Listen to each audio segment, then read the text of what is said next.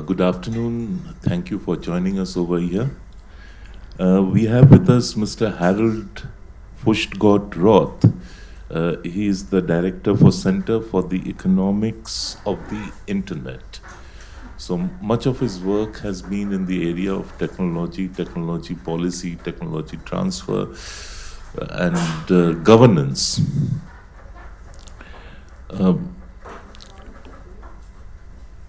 He has been working on 5G, what it means in terms of changes in the way we use technology, the way we harness technology, how it's going to impact states, governments, individuals, and what it means in terms of security. Security within countries, security between countries, and there is always the elephant in the room, China. So we have already seen both America and Europe going after Huawei and why Huawei cannot be trusted. They have their own reasons, own concerns, but Huawei also happens to be the biggest holder of both hardware and software for 5G. So how does it impact us? And I mean, he will be talking about the American perspective, but he will also be touching on how the 5G game as it unfolds is likely to impact India also. Mr. Furchtgott-Roth will speak for about 20-25 minutes, and after that we'll have a Q&A session. I'm sure all of you have questions to ask and things to find out, and I'm sure it will be a big learning experience for all of us. Over to you, sir.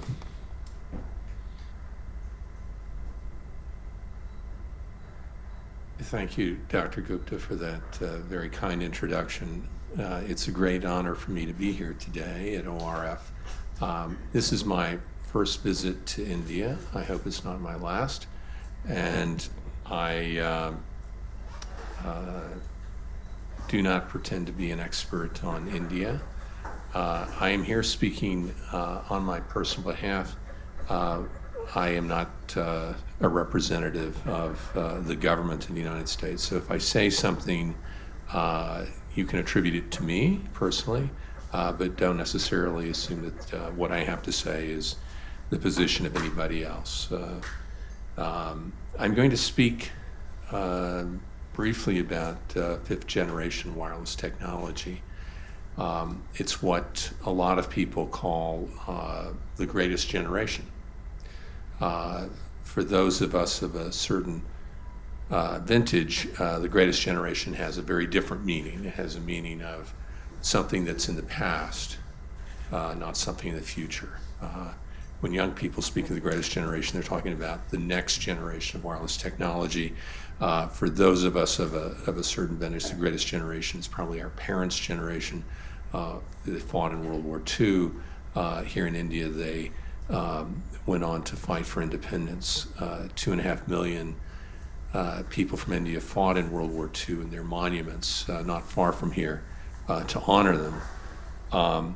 And they were individually brave. They did individually great things, and it's very important that they were honored and that they are honored. My generation, the baby boomer generation, is really not known for very much. There are no monuments to honor the people of the baby boomer generation. We haven't gone off to defeat great enemies. We haven't led a nation to independence. But we have done something quite remarkable, and I would say my generation here in India has done something quite remarkable, and it is that you have witnessed one of the greatest transformations in human history. 30 years ago, according to the World Bank, approximately half of the people of India were in what's called extreme poverty, living on less than $2 a day in purchasing power parity, which is, let's say, about 150 rupees a day. Today, 30 years later, the World Bank says fewer than 3% of Indians are in extreme poverty. So over the past 30 years, hundreds of millions of people in India have gone from extreme poverty to not being in extreme poverty. I'm not saying that poverty has been conquered. There are enormous problems with poverty, but poverty of the extreme form, which was the norm just a generation ago, is no longer the norm. Worldwide, extreme poverty is now down to 8% of the world's population. India is well below that. Well, India is below 3% in extreme poverty. And this has happened in the past 30 years. It has never happened in prior history. This has been one of the great transformations. I would attribute it not to individual courage, not to individual politicians. It's been the result of technological change and the diffusion of technology. Particularly here in India, you might think of electricity, clean water, better health care, and this wireless technology. Frankly, I think wireless technology has contributed more than the lion's share of the transformation of people into higher income groups, particularly for the very poorest of the poor.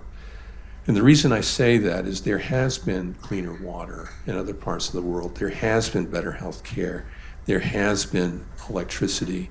And the presence of those alone has not been enough to transform people out of the lowest, or sufficient in the numbers that we've seen in the past 30 years.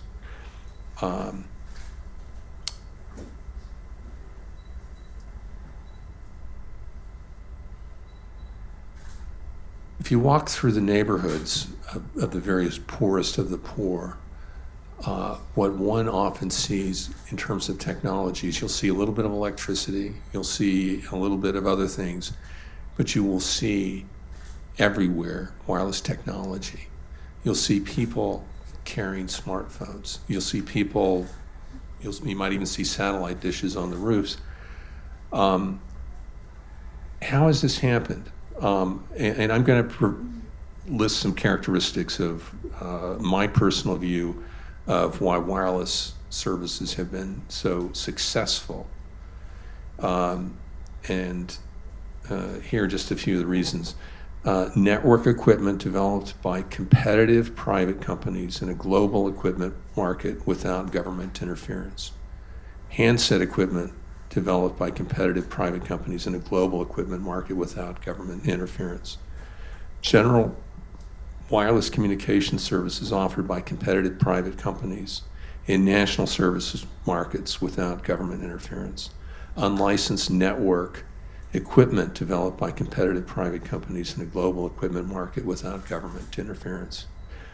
Unlicensed services offered free of charge in most of the world and interconnected with wireless services. Wireless applications developed by countless competitive private companies around the world. And practically every entity in the world offers products and services through internet portals accessible by wireless devices. The results have been staggering. We have new generations of wireless technologies roughly once every 6 years. Each generation has offered greater capacity, faster speeds, less latency, and more complex capabilities. We are on the verge of the next generation, 5G. I should note the obvious. India has played a major role in the development of wireless technologies. Every technology company worth its name as a technology company has a major research lab in India. Technology companies from around the world, including those in the United States, have sought out the best and brightest personnel, often from India. The characteristics I've described of wireless development are an economist's prescription for economic success. Private competitive technology development, private competitive service offerings, and minimal, if any, government interference. Little has united every government in the world over the past 30 years except one fundamental precept: leave the wireless industry alone and it will grow. And it has. And from the freest countries to the most totalitarian of regimes, wireless services are largely private, competitive, and a consumer's best friend. The best friend a consumer has is competition. One competitor is a friend today, tomorrow another one. Competitors compete to provide ever lower prices and ever better quality. And the best way to help competition is for a government is to have clear property rights, clear contract rights, clear competition laws, and to enforce those laws and contract and property rights vigorously. And we should be suspicious of close relationships between business and government. They tend to be anti-competitive, and they tend to promote the interests of governments over the interests of consumers. Competitive global markets have resulted in technology bases scattered around the world. The largest network equipment manufacturers, for example, with a full suite of products, are located in 4 countries: China, Finland, Korea, and Sweden. They're not based in the United States at all. Research centers are in many countries around the world, including here in India. Wireless services have been an economist paradigm. Keep the government out of technology and economics will flourish. But 5G appears to be a little different. For the first time, the government of a major country, China, has made 5G a strategic national goal. The government has worked closely with the national industry to help develop and facilitate sales of network equipment around the world. It is not a matter of competition for American business. We don't have competitors in this space. But we do care about competition and a lack of government interference. Americans actually love Chinese products. We're the largest market for Chinese manufactured goods. We buy them in abundant quantities. The concern is government interference in the market for 5G network equipment, a technologically important market. Government interference in markets puts at risk the extraordinary technological developments in the wireless industry and the associated consumer benefits. If the end result of Chinese efforts is less competition in network equipment, we are all the poorer. Consumers are poor, and particularly the poorest of the poor are harmed the most because their greatest hope is in technological innovations. Government interference in markets crushes those hopes. There are other harms from government interference with 5G having to do with security. Some of those have to do with the general nature of communications technology. They present 2 particular challenges.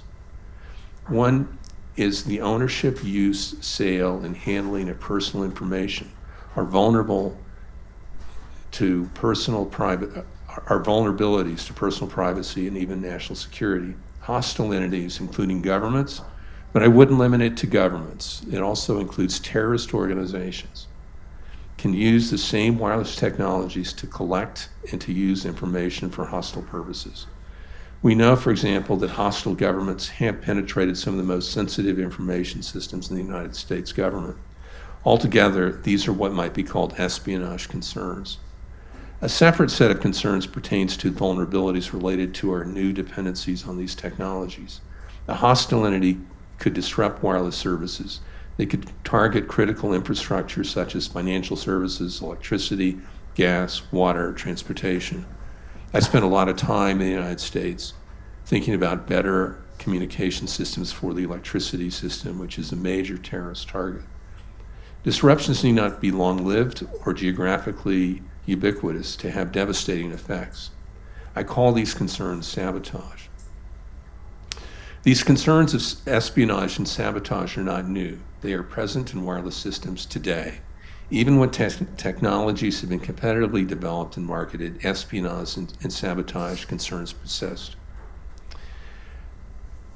But 5G technology exacerbates these problems in new and profound ways. And let me just describe a few of these additional concerns with 5G technology.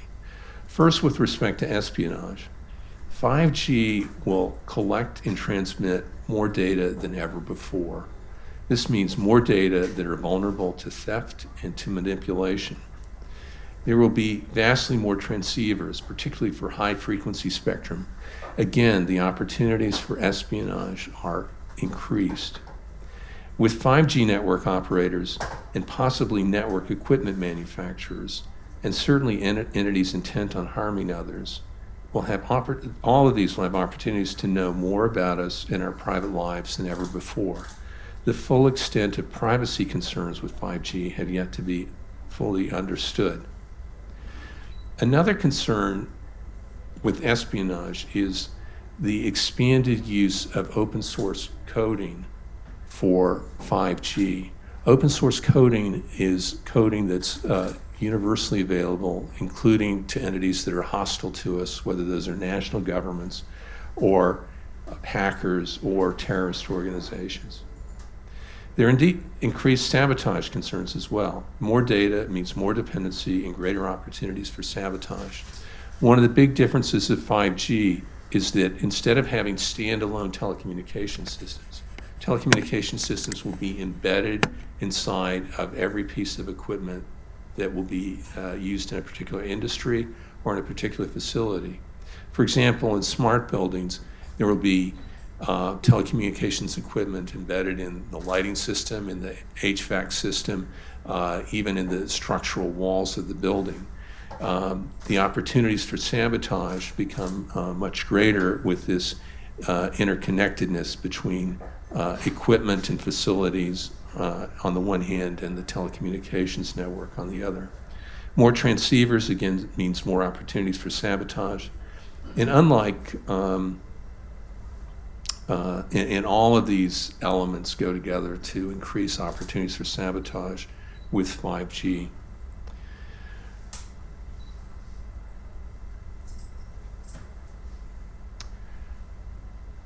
All of this would be potentially manageable from a security perspective. There are always bad entities, always entities that have ill intent.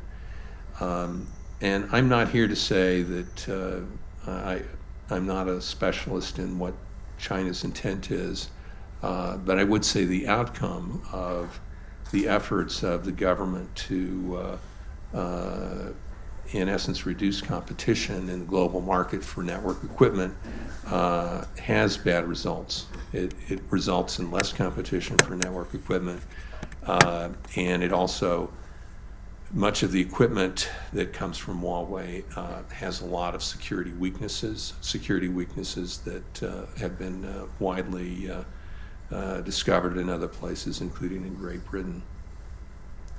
And I'm not saying that government planning is inherently bad, but I would say it's inherently doesn't work.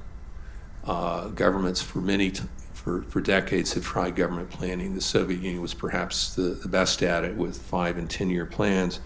They created nice jobs for government planners, not really for anybody else. China is trying to do something that's never been done in the history of mankind. It is to make centralized planning work. And they're trying it with 5G. And frankly, thus far, I think they've been incredibly successful.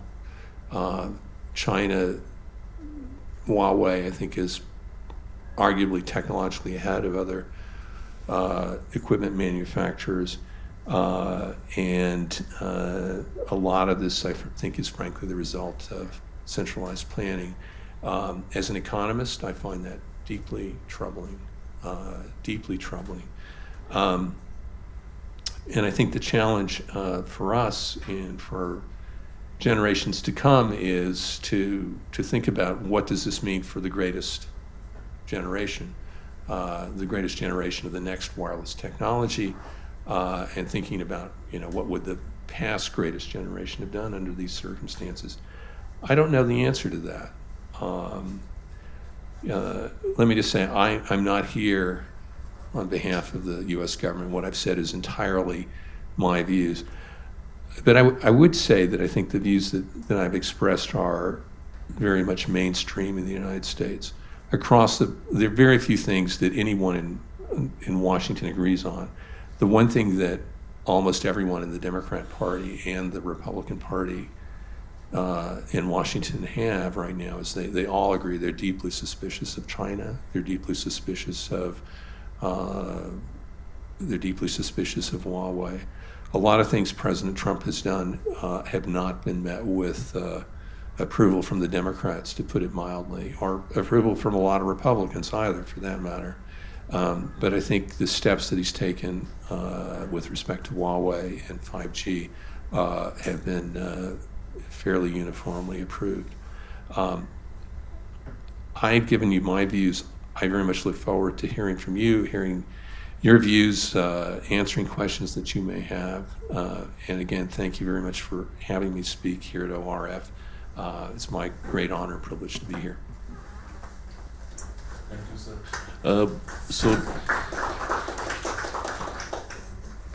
now we'll have the Q&A session. Just to respond quickly to a couple of points that were made. India still doesn't have a 5G policy in place.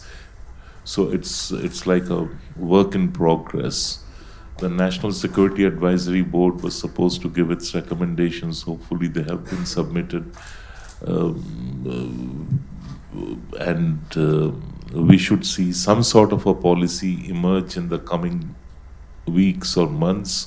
And only then can we start assessing where India stands. But let that not come in the way. It's now open to Q&A. Please introduce yourselves when you ask the question. Thank you. Yes, sir. Thank you for the nice introduction. You mentioned that because 5G will use very high frequencies, higher frequencies of the thing, and it is a greater likelihood of espionage or security concerns. Could you explain this a little further? Sure.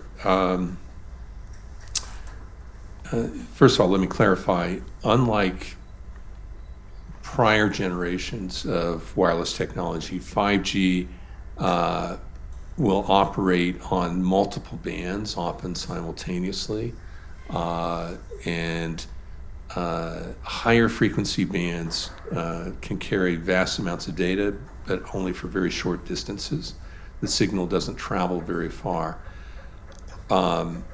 And for higher frequency transmissions to the network grid has to be very dense. So it's only going to be applicable in urban areas if a signal can travel at most 100 meters. And that's probably exaggerating the maximum distance for some of the high frequency networks. And so what dense networks means is you have lots and lots of transceivers. Lots and lots of transceivers mean lots of opportunities for individuals to hack into the system, to create fake transceivers, which is already a big problem with current wireless technologies. One can drive around Washington, D.C. and find fake transceivers that are set up to capture cellular traffic to make them think that it's a cellular site for AT&T and Verizon or Sprint or T-Mobile, but it's actually set up by the Chinese government or the Russian government or someone else who wants to capture information. They're strategically located near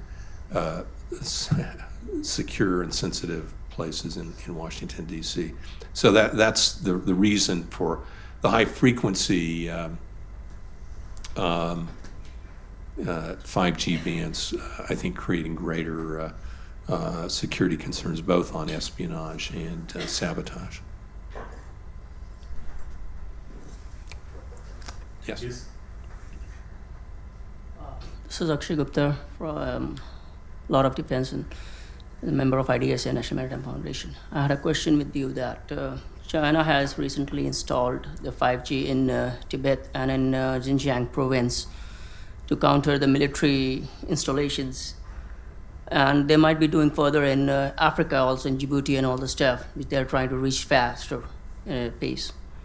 How much they can damage Indo-Pacific region, especially the Indo-US treaties which will going to come up in the future, and what are the challenges we can bear it in order to avoid these kind of destruction can put by 5Gs, which has been operated under Huawei and Chinese government.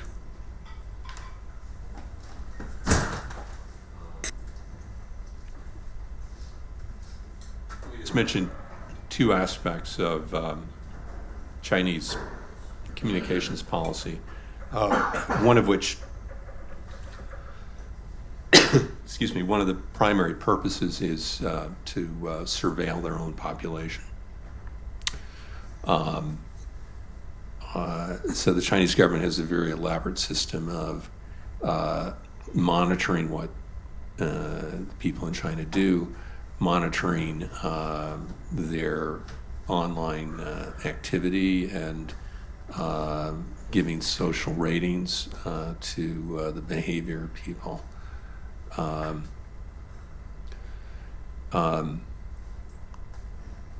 Yes, it's true that China has deployed, probably by the state, hundreds of thousands of 5G base stations.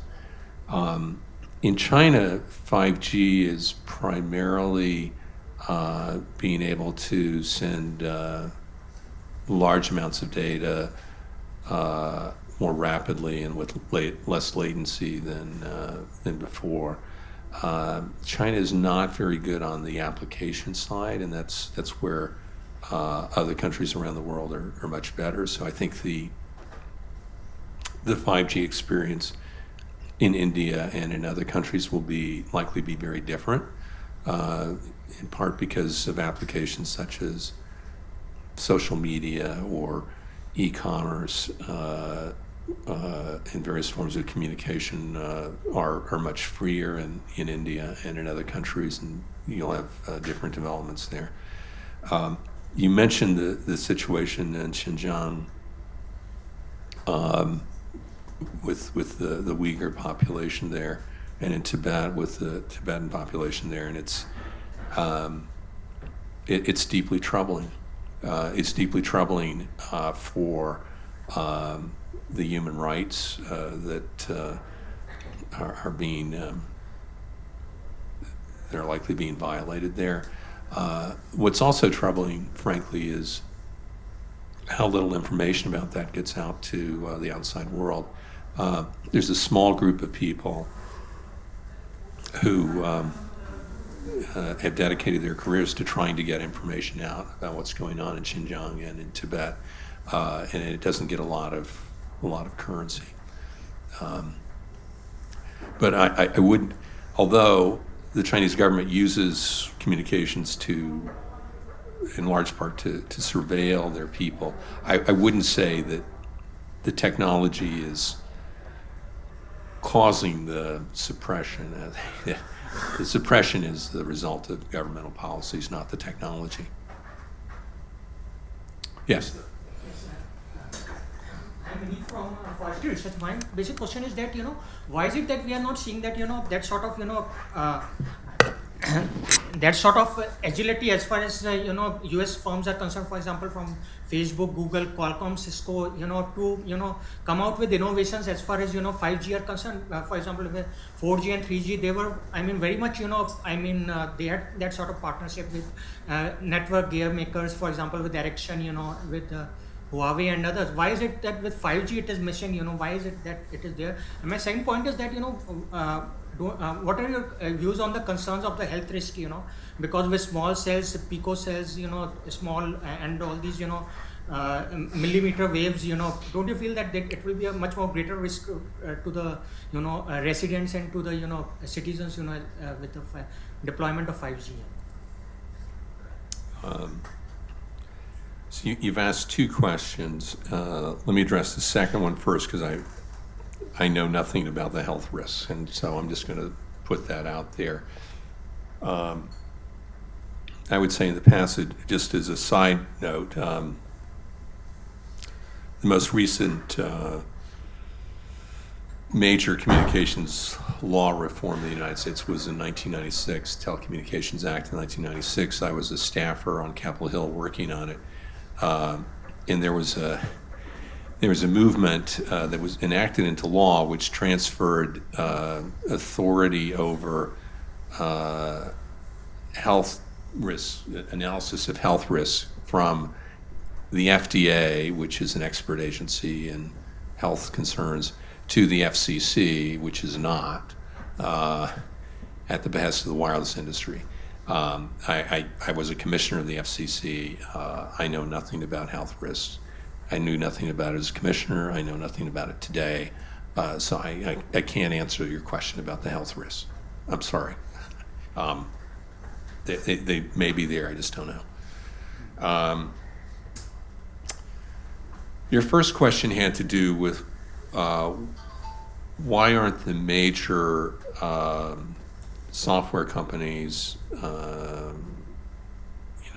Google, Facebook, Microsoft, Amazon, doing more on network equipment? I'm not sure they really did that much in the past. I'm quite familiar with the development, with corporate development of both 3G and 4G, and I just don't think those companies were all that active in it, really. With both 3G and 4G, there were actually more companies than there are today. Some of those have just passed out of existence, like Alcatel-Lucent comes to mind.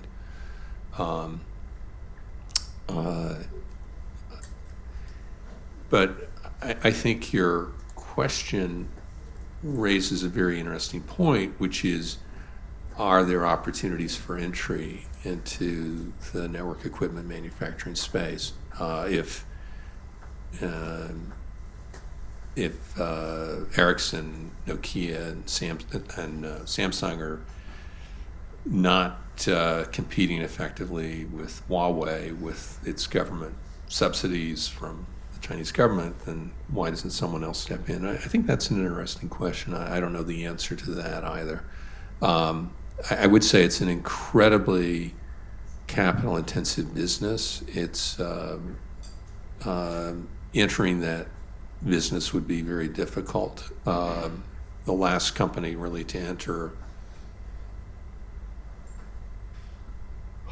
I don't know who the last company was, but no company. The companies that are producing network equipment have been there for frankly, for at least 20 years now. I think we could reinterpret his question to ask. In the past, America has been in the forefront of whether it's 2G, 3G, 4G. They have had the cutting edge technology. For the first time, we find that China has the technology, and America, Cisco is at number 4, and we have in number 5. They're not even in the same category. Okay, and you have Ericsson and Nokia in between. So what happened? Why did America just fall so far behind on 5G? Why did it cede space to China? First of all, the United States was not a participant in 4G either. The last American network equipment company was a company called Lucent. It essentially went into bankruptcy around 2003 or 4 and got bought out by Alcatel, which then subsequently went out of business. So the U.S. has not had a major network equipment company for 15 years. And I think at the end of the day, the U.S. is just not very good at manufacturing. The companies the high-tech companies we have that do some manufacturing, they almost all do it offshore, and frankly, mostly in China. So companies like Intel, Cisco, Apple, they're very good at what they do. None of them has any manufacturing facilities in the United States, and none of them has had manufacturing facilities in the United States for at least 15 years. Where America has been particularly strong has not been on the manufacturing side, but has been on the software side at all levels of the internet, and so this includes software companies at the software companies such as Oracle, Microsoft, IBM, as well as software companies for consumer applications, social media, Facebook, Twitter, and the like. So the manufacturer, and a lot of the discussion about 5G has focused on the equipment manufacturing side, because that's really the first decision point, is the network equipment side. And that's also probably where the greatest security risk is. But the U.S. has not been a major global player in that market frankly, for at least 15 years.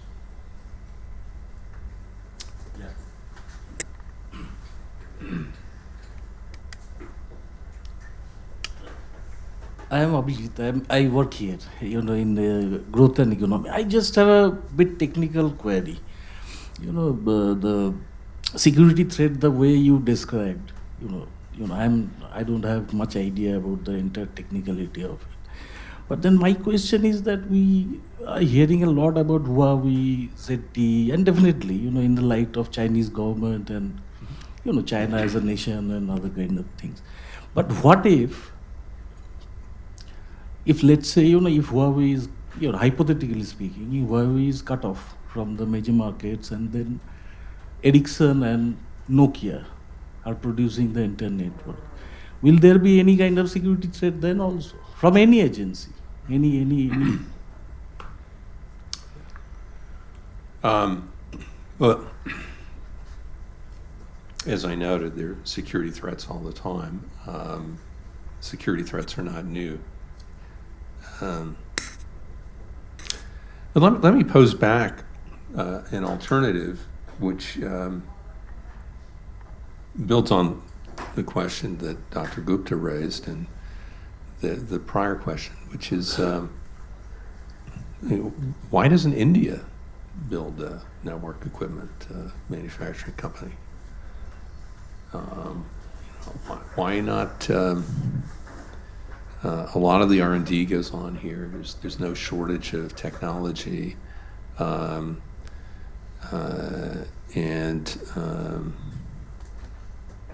I think the simple answer is the capital costs to get into the business are very high, and there already are several global players. It's a global market.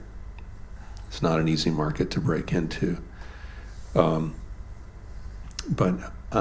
I wouldn't suggest that it's a 0-1 world where you buy Huawei equipment and you have security problems. And on the other hand, if you don't buy Huawei equipment, you have no security problems. I mean, it's not a 0-1 world in that sense. But I would say that there appear to be much greater security concerns with Huawei equipment than without. Yeah. Introduce yourself, please. My name is Archit. I'm interning as a volunteer environment initiative. My question is primarily like this: is aspect, say, if hypothetically speaking, India was to join in the market of 5G tomorrow, and there is something specific India could help in as well. So, because of the technological gap that exists between India, China and US, and they are already so far ahead, wouldn't a public-private in that joint venture only be sufficient in this case? India, a public-private joint venture would be needed for them to get the head start in terms of technological advancement. So if that happens, what is your suggestion in terms of privacy or any tech sort of problems that you mentioned when Chinese government gets involved in this sort of manufacturing? Well, first of all, I'm not sure I would agree with your premise that you would need a public-private partnership. Ericsson didn't start with help from the Swedish government. Nokia didn't start with help from the Finnish government. Samsung,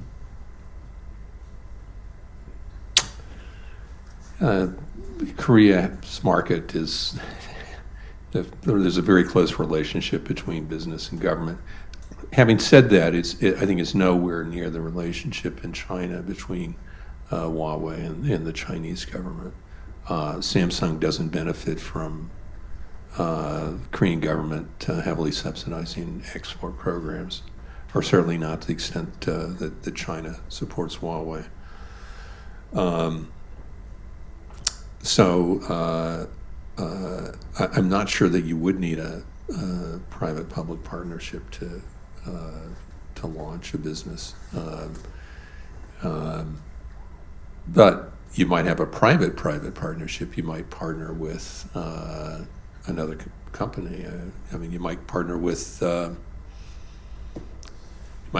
Google or Facebook or some other company that has substantial capital resources but may not have the technology know-how to develop the equipment. So I think there are different ways of trying to make that happen. 1 second.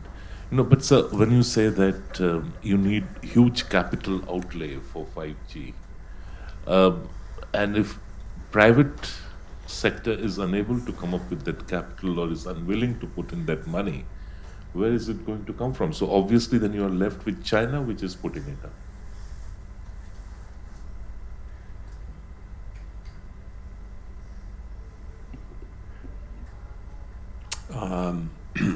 My discussion was about entering the market to manufacture network equipment. I think you may be asking about the capital required to build a network for a wireless operator.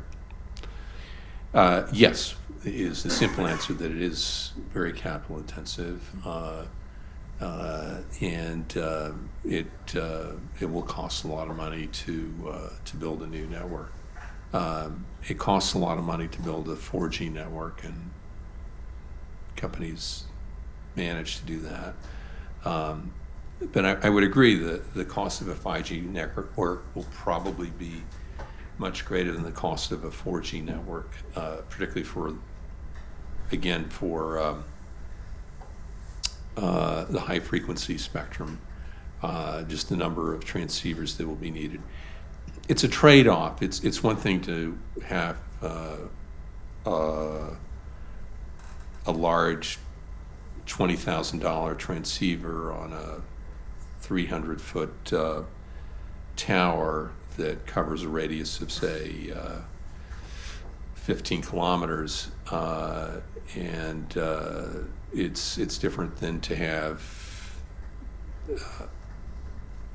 thousands or hundreds of transceivers, each of which costs $500, but you need a dense network of them. I tend to think that this finer network mesh is going to, at the end of the day, is going to cost more than the tall tower with the more expensive transceiver on it. And you're right. I mean, one of the attractions of Huawei is that they offer very favorable. They have a lower price, and they offer very favorable financial terms, which I can't prove, but which I'm fairly certain are being heavily subsidized by the Chinese government.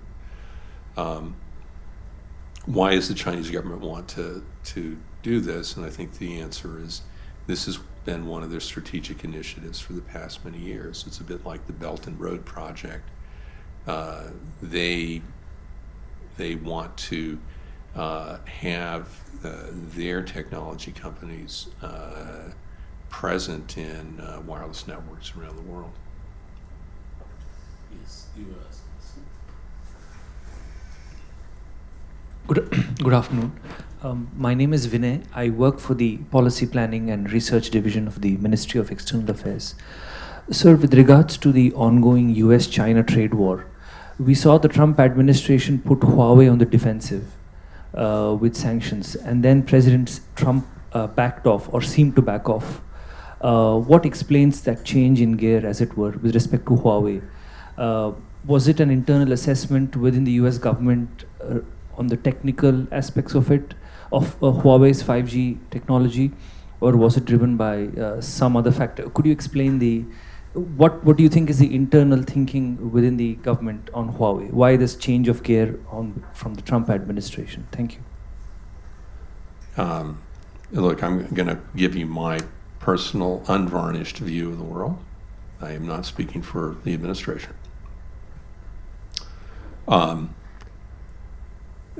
First of all, Huawei equipment has been banned in the United States for the 4 major wireless carriers for 5 years or more, going back to the Obama administration. This is not a new policy in the United States. It was a condition of the Sprint Clearwire merger in 2013, which required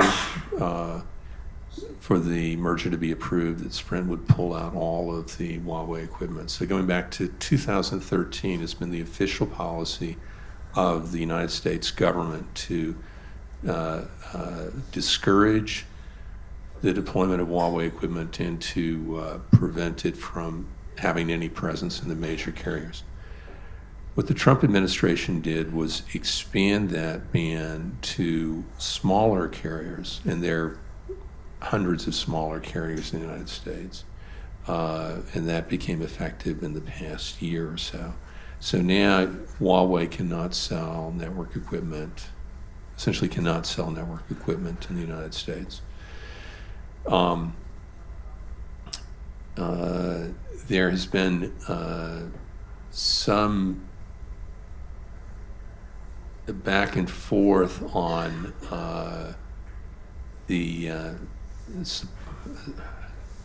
Huawei is not just a manufacturer of network equipment. This little device has 700 different components in it, each with various patents. Each of the 700 components is patented. Each of the 700 components may have multiple patents on it. Huawei is the world's largest communications equipment widget manufacturer in the world. As the largest communications widget manufacturer in the world, they buy lots of materials and components from other companies, and they sell lots of materials and components to other widget manufacturers.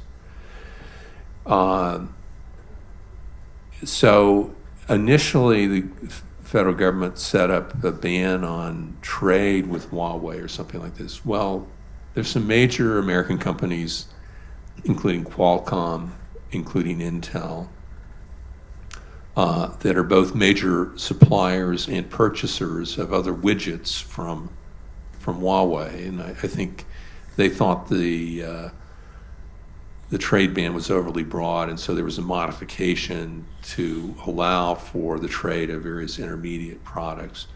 Particularly important, I think, to those two companies, probably Qualcomm in particular, which licenses a lot of wireless technology to other companies, including Huawei. So I think the intent of the trade ban was the federal government doesn't want any network equipment coming in the United States, and that ban is still in effect. But that's Harold speaking. That's not I don't know how near or close that is to administration's position on it. But just from my perspective, that's what was going on.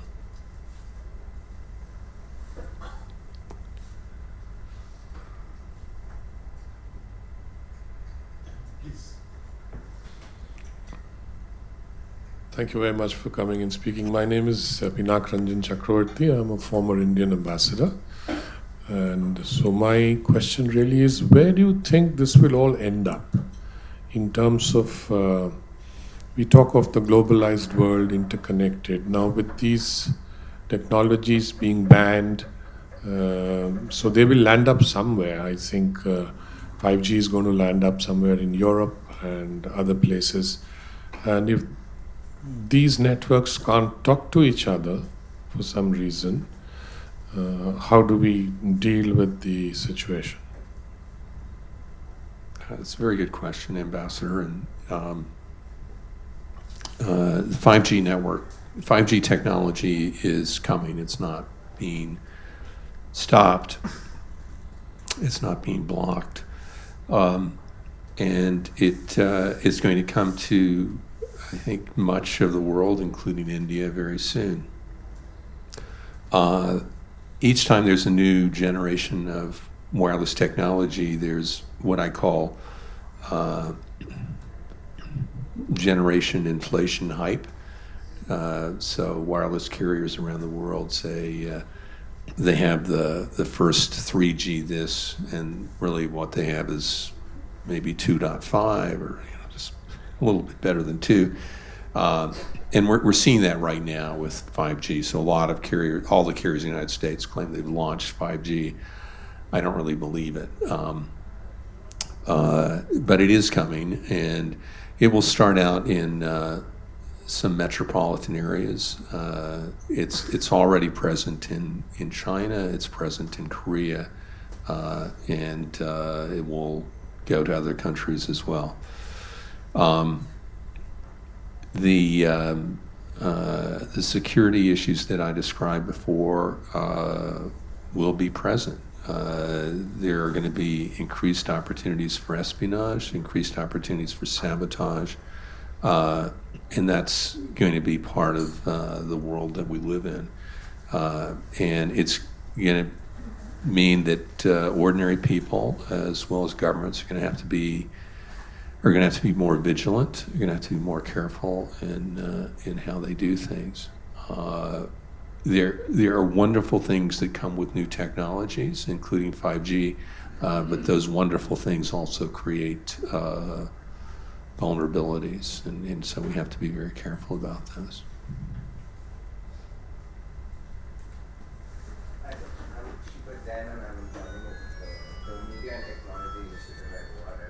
Just to add to that question, that is the theory of the third industrial revolution, which is being quoted in the world and he talks about how a 5G or a technological system will be a decentralized, centralized system, wherein there is a central grid of information, but every decentralized grid, that is every country's own grid of that information, can be protected.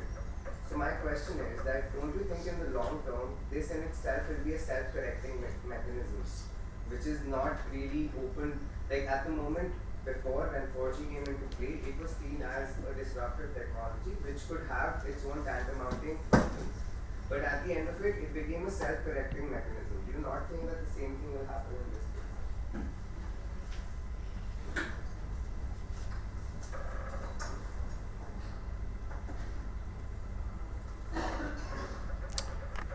Well, first of all, I'm not familiar with Mr. Ripken's work in this area, but I'm happy to take a look at it. I'm not sure I understand the difference between centralized versus decentralized in 5G. The centralizing function is that we've seen with cloud technology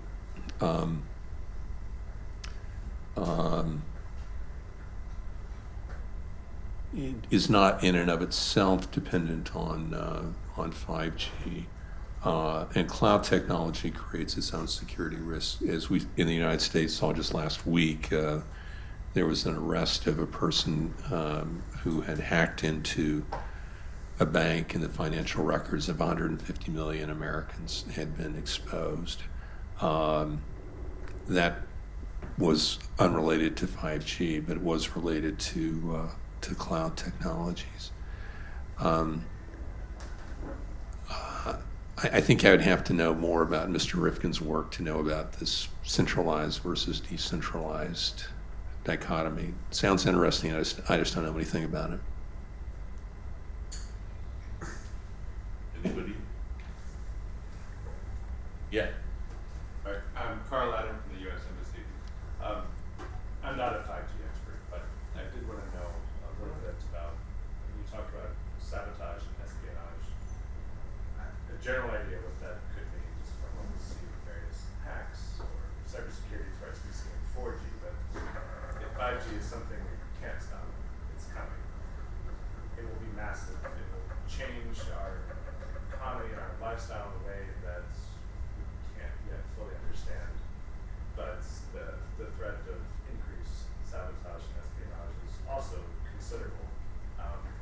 What would be like concrete examples you could tell us about what more would be possible with the 5G espionage, 5G sabotage that we're not fully understanding or are not?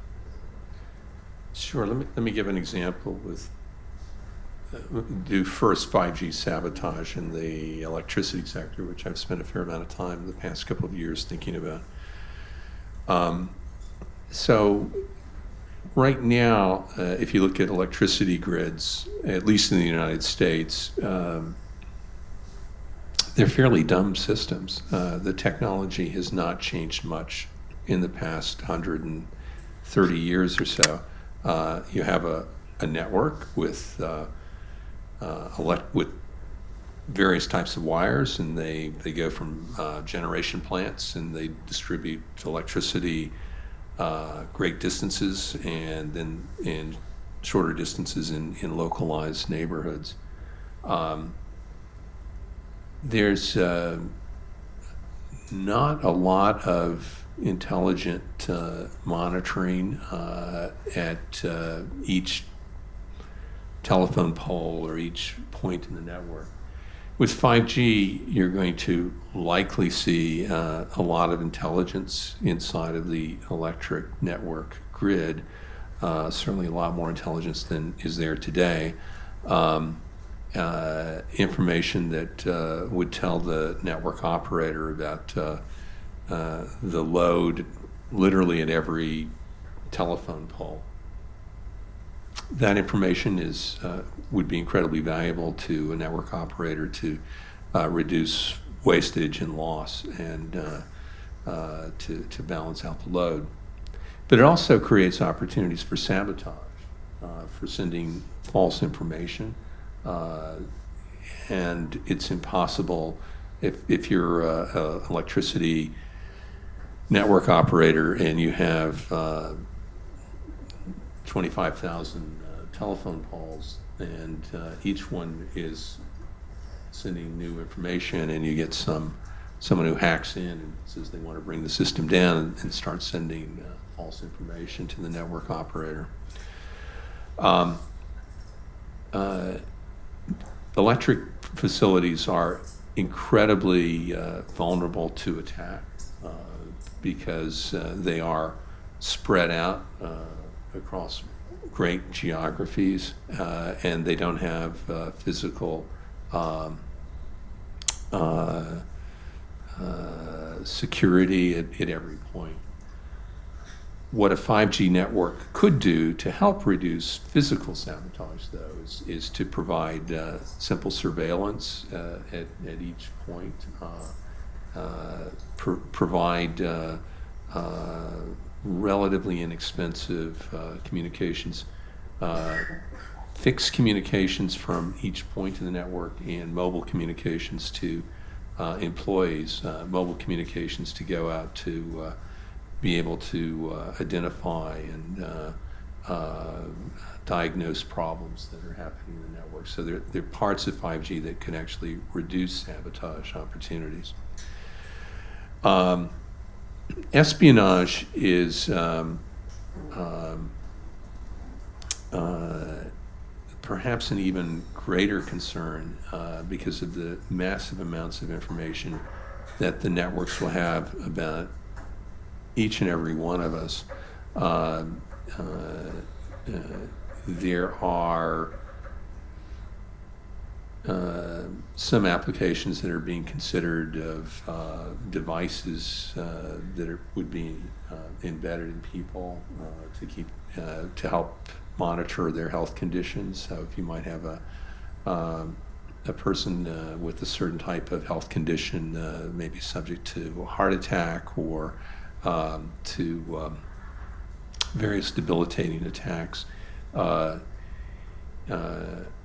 we now have the capability of monitoring both every people where they are, but individual organs within the body and different types of information about us.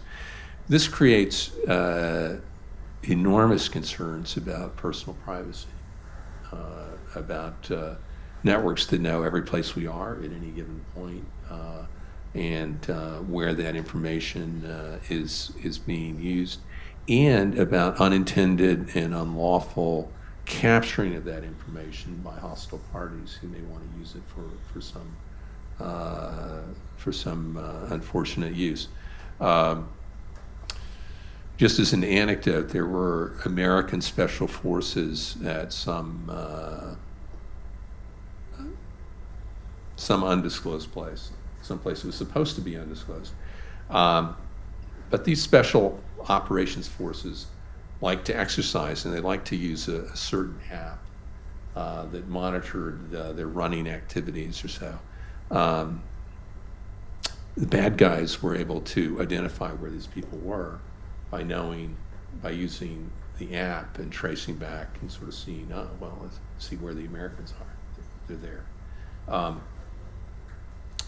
5G will just have many more points at which information is collected, points at which people can, for good purposes or for ill purposes, keep track of where we are, and all of that is a big boon for espionage in the wrong hands. So, what are your views on the, that there are critics who say that, that 5G will create a lot of, job losses, there will be consolidation, merger as far as industry is concerned, and the margins and the profits of the firms are going to, diminish, So what are your prospects that this, the economics of this will be, and business models will expand, and not about that? Just to put that in perspective. Yeah. One of the concerns over here, especially industry concern, is that telecom firms have not been able to recover costs for 4G as yet. You know that India has one of the lowest, it's one of the cheapest data. So I was hearing, I wish you all should come to the United States. We have really expensive data. We need some cheap data. Now, given the situation, if 5G is coming and the market is yet to recover 4G expenses or investments, so where does it leave industry? Where does it leave jobs? Will small players, like you said, hundreds of small players in America exist? Are they going to get pushed out of the market? What happens then?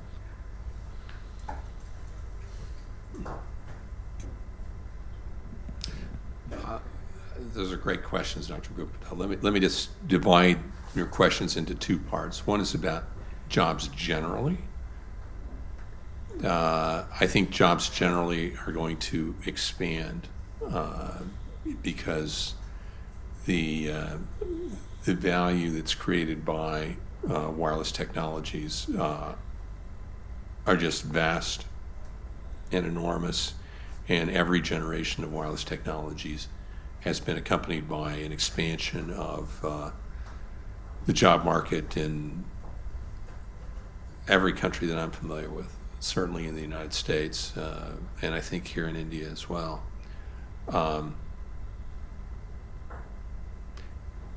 just as a side note, I personally have been very amused reading the newspapers the past few days, the concerns about the Indian economy growing at less than 6%, and the angst and anxiety that's expressed by the journalists in India.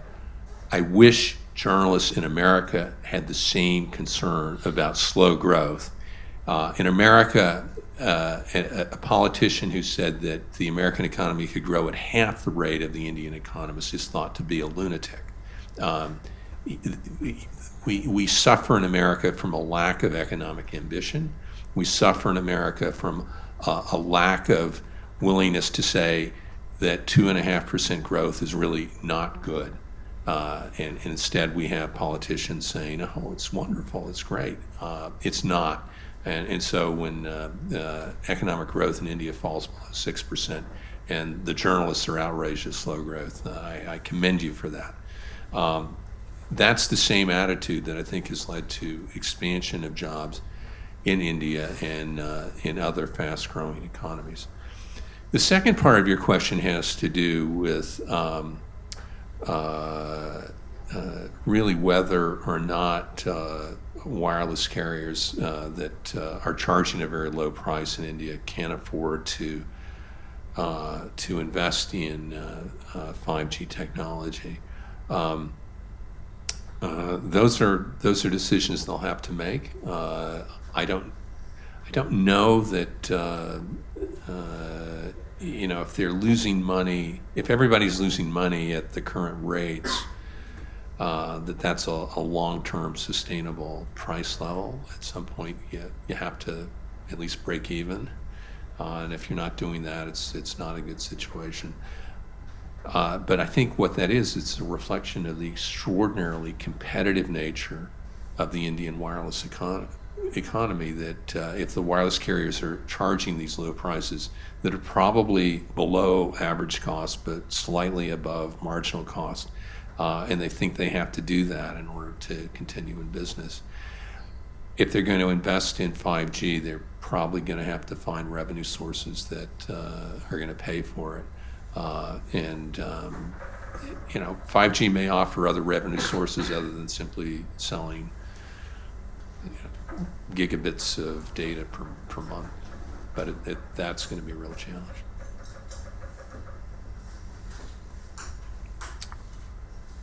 Anybody else?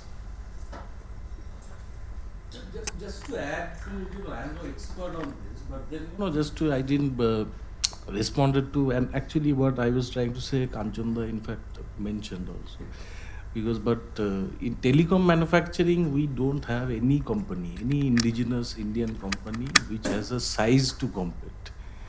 So then the point is that by the time, even if we start now, or maybe, last year, if we have started, but then by the time we will be ready for, some kind of a 5G compatibility, in telecom manufacturing, by that time 6G or something else will come. No, Huawei is very much in India. Yeah, so that is why I am saying that, in India, in fact, because of the cost factor and what he mentioned about that, cheap data and, cheap priced end product for whatever reason, then these entire Huawei kind of companies, products will tend to sell more, possibly. But then, of course, as he said, that 5G policy has to be built upon. Yeah.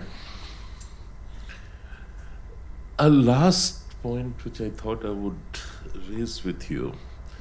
So, do you see China now moving towards integrating 5G into its Belt and Roads initiative, that, countries where it already has some presence, a lot of presence, or it's trying to enter, it will now offer 5G as a bait to get in and subsidize it, Yes, no. Well, they've subsidized already. So Huawei has signed network equipment sales agreements in dozens of countries around the world. You raise a good question. I've not gone through to see what relationship there is between the countries in which they've signed these sales agreements and the Belt and Road countries. But I wouldn't be surprised if there is some relationship. But they're also they've signed sales agreements in just about every European country, and the European countries are not part of the Belt and Road Initiative. But they've also signed sales agreements in a lot of other countries as well. And it's really intriguing. You said that the Russians and the Chinese are listening in on conversations in DC. How? Some journalists drive around Washington, and they figured out where the cell tower was that was taking their calls, and then they would check to see whether that was actually a real cell tower, and very often it's not. Now, these are widely known and documented situations in Washington. No, but surely, I mean, the Chinese and the Russians can't just come in and set up cell towers in DC of all places. Oh, you don't need a big cell tower. You can just take a fairly small transceiver and put it up on your apartment balcony, and that does pretty well. Interesting. Yeah. So it's yeah, and look, they've infiltrated a lot. Aside from collecting cell phone data, they've penetrated a lot of supposedly secure networks in the United States, and have vacuumed up lots and lots of information. Any more questions, please? So if you are done with asking questions, we shall then wind up for the day.